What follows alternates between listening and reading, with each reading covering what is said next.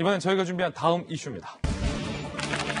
윤석열 전 총장 장모의 아산 땅 투기 의혹이 한 매체에 의해서 제기됐고요.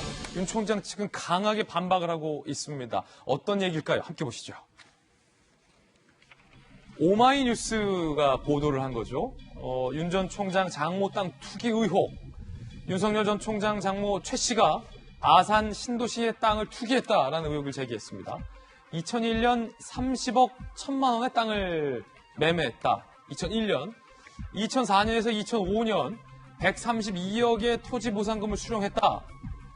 3년 만에 102억여 원의 차익을 봤다라는 의혹을 보도하면서 세금을 냈는지 여부도 확인이 어렵다라고 이 매체가 보도를 한 겁니다. 자, 이에 대해서 윤석열 전 총장 측이 강하게 반박을 했습니다.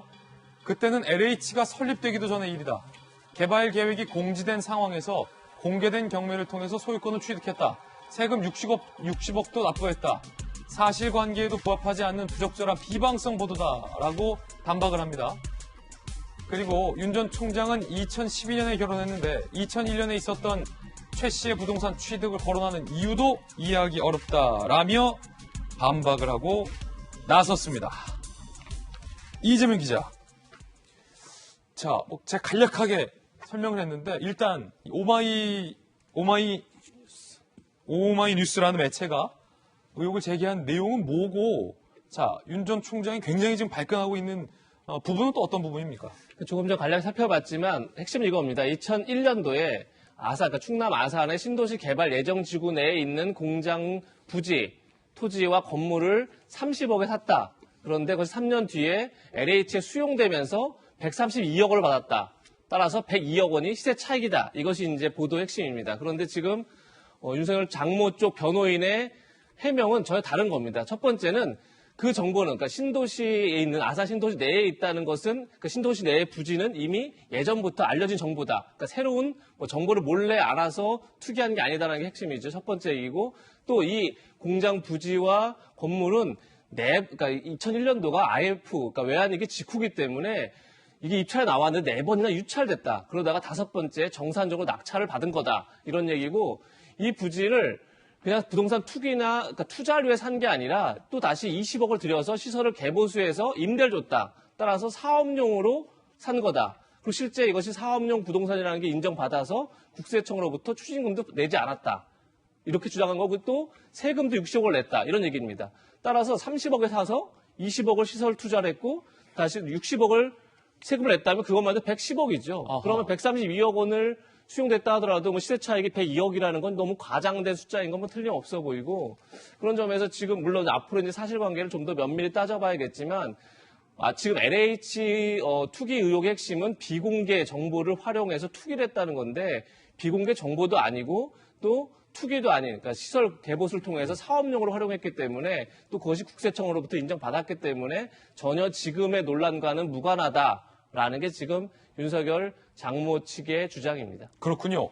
윤석열 전 총장 측에 따르면 100억 시세 차익도 가짜고, 비공개 정보로 투기를 했다라는 것도 가짜라는 건데, 자, 문제는 이 오마이 뉴스의 의혹을 여권의 주요 인사들이 가져옵니다. 조국 전 장관. 이에 대해서는 분노도 질책도 없다. 모두 공정하고 합법적으로 처리된 것이라고 믿어준다. 참 쉽다. 박주민 의원. 100억의 수익을 올린 장모의 땅 투기에 대해서 어떤 입장인지 매우 궁금하다. 지금 윤석열 전 총장 측에서는 시세차익 100억이 저 가짜뉴스다라고 반박을 한 상황인데, 지금 박주민 의원 같은 경우는 100억의 수익을 올렸다라고 표현을 하고 있는 그런 상황인데, 박수현 의원님, 매체가 뭐 보도를 하다 보면 뭐 잘못 보도할 수도 있고 그런 건데, 자, 일단 이 의혹 보도에 대해서 윤 전 총장 측이 반박을 했잖아요. 이에 대해서 어떻게 보시는지, 조국, 박주민 두 분의 일단 글에 대해서도 논평 부탁드립니다. 네, 당연히 서로 다 할 수 있는 이야기들이라고 생각을 합니다. 어차피 윤석열 전 총장이 이제 자연인이 아니지 않습니까? 정치를 할 것으로 예상이 되고, 그것도 뭐 한 지역의 국회의원이 아니라 대한민국의 대통령에 도전할 꿈을 갖고 있는 건 아니냐라고 하는 이런 이제 추정이 되는데, 이런 상황 속에서 이제 본격적인 이제 검증들이 시작이 되는 것이죠. 의혹을 제기할 수 있고 질문할 수 있습니다. 그런 것에 대해서 그런 공직에 선출직 공직에 나섰다고 결심한 이상 성실하게 답변하면 됩니다. 검증의 시간이다. 그렇습니다. 예. 예. 답변하고 그런 것들에 대한 질문과 답변의 내용을 주권자인 국민이 보시고 아 이게 투기냐 투자냐 뭐 할 만한 거냐라고 하는 것에 대해서 판단하실 겁니다. 그리고 뭐 그 정치인들은 그런 언론 보도를 가지고 자기에게 유리하게 해석을 하고 하는 것도 당연히 뭐 검증의 과정이라고 생각을 해야죠.